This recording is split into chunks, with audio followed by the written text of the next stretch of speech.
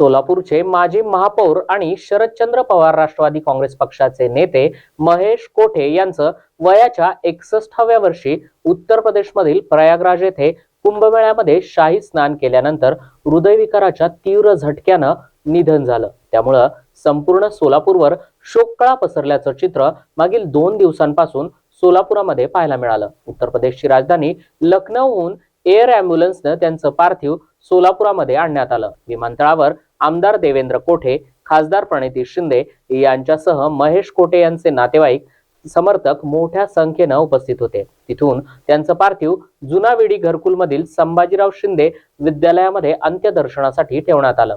त्या भागातील नागरिकांनी पार्थिवाचं अंत्यदर्शनही घेतलं। त्यानंतर पार्थिव मोरारजी पेठेतील राधाश्री निवासस्थान येथे आणण्यात आलं। त्या ठिकाणी 1.5 तास थांबून त्यांची अंत्ययात्रा देखील निघाली। सुरुवातीला जुनी मिल चाळीमधील त्यांच्या जुन्या निवासस्थानी पार्थिव नेऊन नंतर सरस्वती चौक, नवी वेस पोलीस चौकी, छत्रपती शिवाजी महाराज चौक, छत्रपती संभाजी महाराज चौक मार्गे जुना पूल, पुणा नाका स्मशानभूमीमध्ये त्यांच्यावर अतिशय शोकाकुल वातावरणामध्ये अंत्यसंस्कार करण्यात आले। या अंत्यसंस्काराला प्रचंड असा जनसमुदाय उसळल्याचं चित्र यावेळी दिसून आलं।